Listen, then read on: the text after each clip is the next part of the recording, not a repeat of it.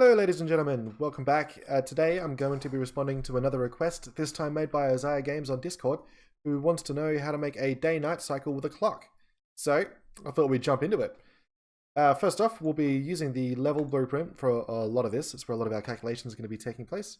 So just open that up, and we'll come off straight off this event tick. And we'll need to have a look at our sky sphere for just a bit of light prep. You need to make sure that the sun direction is bound to your directional light actor, which should be in your world outliner. It's the light source. And after we've got that set, remember to set your star's brightness to something suitable for nighttime. And as a final thing, let's just grab a hold of our light source. We'll have a look there, because we need to make sure that we set it to movable, because this is going to convert all of the lights to dynamic. They're all going to be rendered in real time. So we need a movable light, and we also need to turn off cast static shadows, because we don't want it to be included in our light bake when we go to generate lighting for the map. So make sure cast shadows is on, but cast static shadows is off. And then we should be good to get started. So we'll just tear my landscape blueprint off here. We need to grab our where is it, BP sky sphere, and for later we'll also be needing our skylight and our light source. So we'll maximize this window again, and we'll get started. So first of all, we're going to need to grab ourselves a variable. This will be our day length. Make sure we set it to a float. Hit compile. We'll drag this guy in. Where are we? Just control drag for a get, and we'll make ourselves a multiply. Float multiplied by float. This will control how long our day lasts in the scene. We'll set our day length for now, something to like 30, should do. And then we can manipulate our sky sphere here. We'll use our light source, because that will affect the sky sphere afterwards. So we'll need to add rotation, add actor world rotation. Actually, we'll use the local rotation. Add actor local rotation. We'll split this struct pin and set the output of this multiply here that we just made to the delta rotation Y of the light source. And as the next thing, we want to be able to track when it's nighttime, like when the sun has gone below the horizon. So from our light source, we'll get the actor's rotation. Get actor rotation, just like that. We'll split this struct pin, because we only need the Y value, and we'll drag this off into an in-range float node. Set our maximum to 100. Then this 0 value just determines where our horizon sits. So with the sun height at, I think it's at 0 is perfectly horizontal, then that'll be where the transition happens. Because we get a Boolean result, which we can use for a variable, which we'll make now, called night time. This one a Boolean. We alt click and drag for a set. We'll set this after we've changed the rotation. So we'll be coming through here, or into a branch, as the output of our Boolean. And then we can do things based on whether it is nighttime, that is with true, or daytime, where it's false. And let's grab our sky sphere here, because we have to update the sun direction for the direction of the light. So we just type in update sun direction, and we'll plug that into our tree. Cool. Now, once we've hooked this up into the event tick, we're ready to start changing some of the light effects for whether it's day or night. So for that, we'll need a new function. Well, two new functions. One called night lighting, and another called day lighting.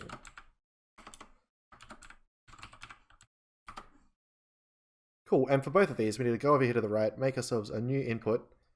Call this one delta for the delta seconds. Make it a float. And we do this for both. Just like that, we'll hit compile, and we're good to go. So then after our branch here, we can drag in our functions, and we can hook them up. The daytime if it is not nighttime, and nighttime if it is nighttime. And we use the result of our multiply as the delta value for each function. Just like that. So we'll do our night lighting function first, which means we'll need our skylight and our light source. Just copy those, paste them in here. And from here, we'll take our light source first. We'll go set intensity, light component. It'll get its own light component. And this node here where we can set its intensity. And we'll do the same for the skylight. Set intensity of the light component.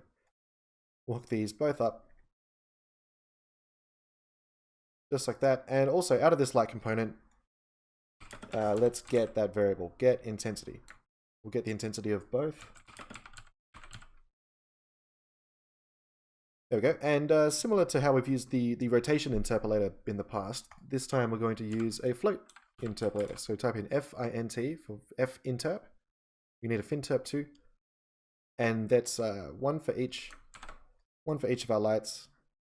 Plug in the current to the current intensity, and we'll put the delta seconds into the delta time, and set our targets down here. We won't need to make our own variables or anything. We'll just set them inside the node. So I'll just use ones that I've prepared earlier. I got 0.1 for the light's target intensity and 3.0 as the interpolation speed. And actually from here, we'll divide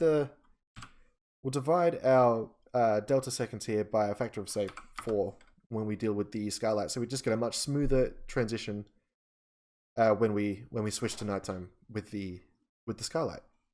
And our interpolation speed at 5, the target at 0.01. Very subtle. And we'll plug in our finterps into the new intensity of their corresponding nodes. And that sets up our night lighting function. So just gather all of this up, copy it, because we use the exact same code in our daylighting function. Connect everything up, connect up the delta as well. Over here. And then we just need to plug in new values. So for the daylighting, we'll set our light source here. We'll set this back up to 3.0, interpolation speed of 4, and over on the other side, our skylight at 0.5 with an interpolation speed of 8. Hit compile, go back to the event graph, and I think we're about ready to test out our day-night cycle. So let's go back to the editor. Let's see how it works. There we go. All right, we're still getting some pretty harsh transitions for nighttime here. Thinking maybe the skylight could even be a little bit darker. But here is the basic functionality of the basic functionality of a day-night cycle. So let's move forward. In fact, we'll ease in our transition from day to night right here. We'll just change this divisor to 4, and we'll plug it into the delta time of both of the finterps. We'll just crank that up to 64. I don't know if I said 4, but to 64. On both, hit compile, hit play, and we should see a much smoother transition to the nighttime lighting. Alright, perfect. Not sure why the foliage is lighting up. We can look at that later. Little lap around once more. Alright. Now the next thing is the moon. We'll put the moon into the scene. And check down in the description of this video, you'll find a link to one of my previous tutorials where we made a moon in a night scene, and we're going to call on that again today to give us our moon. So I've just dragged in that moon blueprint into the scene, and we're going to set it to some ridiculous values, something like, actually first, let's make sure that it's still working. It always points to the origin. Yep. So we're all good. This is the same blueprint that I made in my night scene video. So now we're going to set it up to some stupid values. We're going to set it up to, say, 680,000. And we'll put 680,000 in all of them. Alright, there it is, up in the sky. We'll set the scale up to 100. That'll be big enough. Maybe even 85. 100. We'll make it big. Cool, and that's up in the air. Now we'll just make sure that it's not interfering with our sunrise. Already looks good in the sky. Was that sun coming up? Right by the moon. Alright, so we'll just move it around. That's fine. In the world outliner, you might have to grab it because of the transparency. Where is it? Moon BP. We'll just grab it and we'll move it around here in the sky. Somewhere like that. Nice, just above the trees. Perfect. Okay, now we're going to be manipulating some of the values in this blueprint, and we're also going to be making a animation blueprint for it. But first, we have to get to the origin material, so the moon material that we made in the last video. I'm just opening this up, and we just need a scalar. Just call it opacity, and plug it into the opacity of the material. Set the default to 1. Hit save, and that sorts us out for the moon's material. As another thing though, you might have noticed that at nighttime, so if I hit play here, when the sun goes down at night, my colored fog post-process is still really, really distinct in the frame. So we're also going to manipulate that. This is just a post-process volume that I made in another previous video, and I've had it on this scene ever since. So we'll just find it. There it is, colored fog instance. Now to manipulate this, to manipulate a material that's in the post-process, we're going to need our own material parameter collection. So just right-click, go Materials and Textures, get yourself a material parameter collection. Let's call it fog params. Open it up. We'll make ourselves a scalar here. Bring down this little menu, and we're going to name it opacity. Just hit save. We'll default it to 1. So hit save on that. Open up our main colored fog material, and we'll come over here to the side, over here to this far side where all the colors are, and we'll grab our collection parameter, find our fog params. There we go. Make sure we set it to our parameter name. And over here at every one of these lerps, we'll hold an M and make an alpha, and make a multiply to plug into our alpha. And we'll do this for each of our 3 fog colors. Just like this, last one. And then we plug in our parameter into all 3. This will let us manipulate this value of the material from outside the material, so that we can change it for day and night.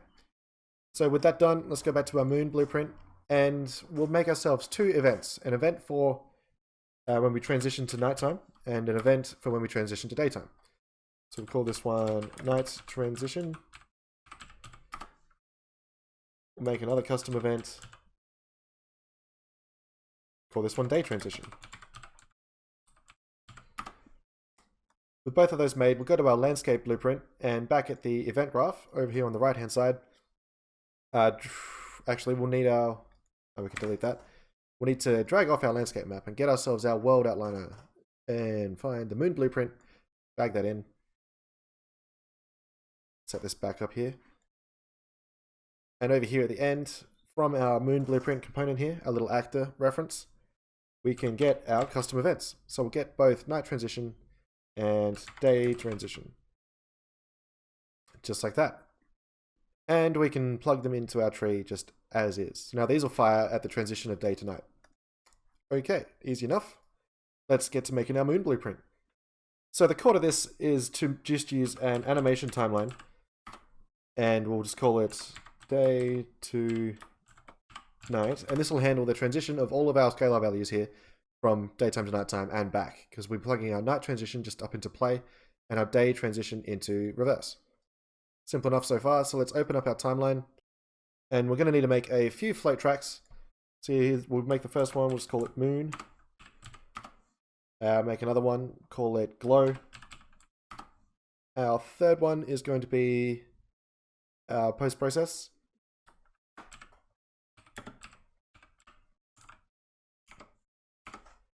There we go. And our last one, let's see, we'll so it's a pretty big, yeah, so we'll just wing it. We're going to wing it. We're going to try and make a directional light, make some nighttime moon.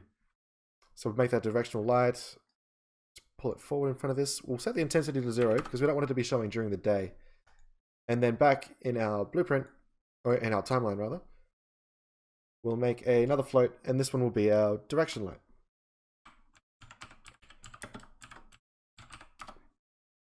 Cool. So we'll go back to the top. We'll start making some values for these guys. So we'll need 2 keys apiece. We'll need to set the length of this timeline to 3. And which one's this? Our moon. We'll set it at, well, the time at 0, the value at 0.1. This is the opacity of the moon. So with the time at 3, our value here will be 1. So it'll be fully opaque at night, and it's going to be, well, the value is supposed to be 0.1, and it's going to be nearly translucent during the day. Scroll down, what is next? The glow. So just like before, two keys. Time at 0, value at 0. And then time at 3, value at 1.2. Now this is a kind of a tedious section, but this lets us control sort of all of these values that we want to be changing. Add 2 keys to post process, time at 0, value at 1. It's during the day post process, then time at 3, value at 0.25. And then for our directional light, just like before, 2 keys, time 0, value 0, then time 3, value 0.25. Compile, back to the event graph. Now we have all these values that we get to play with. So let's drag in our moon. We'll drag off here, set scalar parameter value on materials. Then we can set which actual actual scalar within the material that we want to be setting. So because I've already forgotten the name, we'll go back to a moon material, find out what it is. It's just called opacity. Perfect. So we just type opacity into the box and then hook up our parameter value. Next up is the glow, so drag the glow in, and just like before, set scalar parameter value on materials. This one's the density of our radial gradient. Third is our directional light, so drag the directional light in, and then off here we'll just set the intensity and plug in the directional light. Make myself some room here, get it up in line. And then there's the colored the post process, the colored fog. Oh, better hook up the glow, which we set in our fog params material collection parameter. So just right click, set scalar parameter value. Yep, that's the window we want. Hook that up. The collection is the fog params, parameter name, opacity, and the value from over here, and go from the post process. I know that it's the post processing value. We're setting it in the moon blueprint, but I thought it was most convenient because there's already a timeline here, and you can still access the value this way. Simple solutions. All right, that should set our moon up. Let's hit play, and we'll have a look. Yeah, nearly translucent moon during the day. And as we transfer to nighttime, see it lights up nice. Starts glowing, and then when we come back to morning, it fades back to translucent. Moon is working as intended. Great. Now we can move on. So I think that, oh, we didn't check the fog. So daytime fog, nice and subtle. And at night, it virtually goes away, all nice and dark. Excellent, great lighting transitions. All right, so the next thing we'll do, I think, is the clock, the last thing. So back in the level blueprint, we can start working on our clock. For that, we'll need a new function. I'm just going to call this one clock. Great, and like the other two, we need to use our delta seconds. So I'm going to make a new variable here, call it delta. Set it to a float, and that sorts that out. Now back in the event graph, we'll line up where we're going to use it. So I'll just make some space here, because this could be right after the event tick. So drag in my function, connect it like this, and we'll plug the results of our multiply here into the delta. So hit compile, comply, and we can start sorting out our clock blueprint, our clock function. So we'll need a new variable. We'll call this one tick. This is just to make sure that the clock actually increments, like it actually gets, progresses throughout the day. And we'll come straight off our delta here into another multiplier. Where is float multiplied by float? Pull our tick down, but we'll set this value to 240. This is just to ensure that the day is the right length. That we have a consistent clock length with the actual length of the day. And from this multiply, we'll go into just a plus, float plus float. We'll add the tick. Then that's the wrong one. We'll set the tick from the start of our function, so that the clock increments throughout the duration of the day. So we'll come out of our result, we'll truncate our float into an integer, make a time span from this.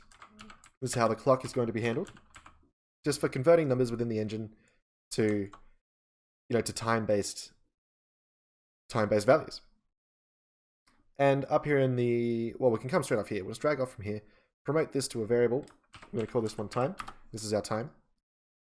Connect this back to our set.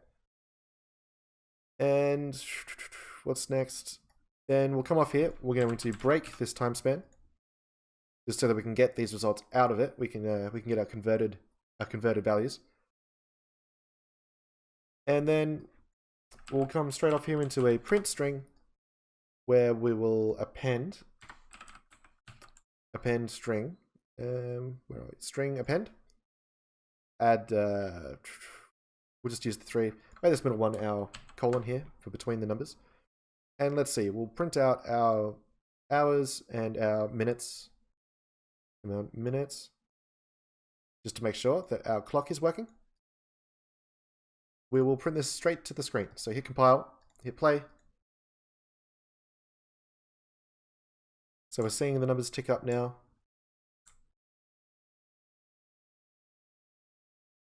Okay, the sun's up. Coming down, should come down at about, yep, 4 or 5 o'clock. Okay, that's good enough for me. We can adjust these things later, but I did notice that the clock is upside down, like the times aren't lining up with our 24-hour format. So come back over here to the make time span and just add 12 hours to the, or 12 to the hours. This should just correct our times of day. And in fact, we can double check. So go back to play. We'll look over here. We'll wait for the sun to set. Sets at about 17:20. And we'll just wait for it to circle back, just so that we can get sort of an eyeball of how well the sun is lining up with the clock. Or the clock with the sun. Yeah, so about 17 is when it sets. So that's just an easy sort of eyeball-y way that we can know that everything's sort of working well. And now we can get started on our HUD. We can actually print some of these values to the screen. So I'll just come back up here to an empty folder. Right-click, go User Interface, Widget Blueprint. This will be our clock HUD. And we'll open that up. And we're going to need text boxes. Yeah, just drag in a text box. Make sure it's anchored in the center. And don't have to worry about the actual text. And we'll also need another text box. This one we'll make bigger. Something like 42. Yeah, nice and big. And this will be the day counter. This will be where we'll be able to count the days that have passed in game. In fact, let's make 2 of those. And just for neatness, you know what? We'll do this properly. We want to make a horizontal box. And we'll anchor that one to the center as well. And I'm going to drag these on top. Where's my box? There we go. Size to content. Cool. This one, just to make sure, this is going to be our day counter. So we'll make that just hashes. And over here, we can change this to say day. So there's our day counter. Alright. Let's move this up, make it neat. Where are we? Somewhere in the screen there. Easy done. Hit compile. Alright, so we've got this this bottom text block. This is our actual clock. So we'll over here at the text, the content text, create a binding. This gives us a sort of a function where we get to display things that we send to the button. So we'll go back to the designer. We'll do the same thing with this other text box, our number text box, the day counter, and make another one for that. Okay, hit compile and save. Now we'll go back to our world settings, to our third-person character. We'll open him up, and we need 2 variables. One for days, which is going to be a string. Oh, we'll make it text. And another one for clock. There we go, clock. Just like that. So now we can have the level blueprint pass data to the player, and then the player in turn passes it to the HUD and displays it on screen. We don't have to do anything else in the player, except from our begin play. We'll need to create the widget. Make sure the class is our clock HUD, and then we add to viewport just to get our HUD to display. So we'll compile and play, make sure that it's there. Yep, there is our counter. Then back in the level blueprint, in our clock function, we can delete this print string, and we can cast to our player character. So come from this set time. This is cast to third person. Where are we? Third person character. we'll obviously have to get player character, plug it into the object, and then as our third person character, we can set our clock and we can set our days. Just like that. Line them up, set, and then from, let's make a, align myself here. So from this append, we get our hours and minutes. This is our actual ticking clock. So this would go to the clock. And then I'm going to use the days here, just the straight up days. We'll need to, oh, we can just send this straight to text. So to text integer. And we can plug that into our days. Cool, now that should totally work. We'll hit play. Oh, right, not yet. We have to actually make the function in the HUD. So go back to the HUD and we'll get our values. So we'll just make sure that we know which is which. Where are we? What's the bind here? Okay, so the clock is text 0. So we'll drag off here. We'll cast to the third person character. We get the player character. Could also just copy these from the other blueprint, whatever. And then out of here, we'll just get the clock and plug it into our return node, compile, and we'll go straight to the other text. Actually, let's do this quicker. We'll grab these two nodes, go to the other text bind, hook it up. This time we get days. And plug that in, hook it up, hit compile. When we hit play, we have the time. We have the time and day. So once that hits 24, it's going to tick up a day. Might make ourselves a little bit of room in the designer. This is all just flare at this point. There's a spacer. Cool. Put that in the horizontal box. Where's my spacer? Can I make it wider?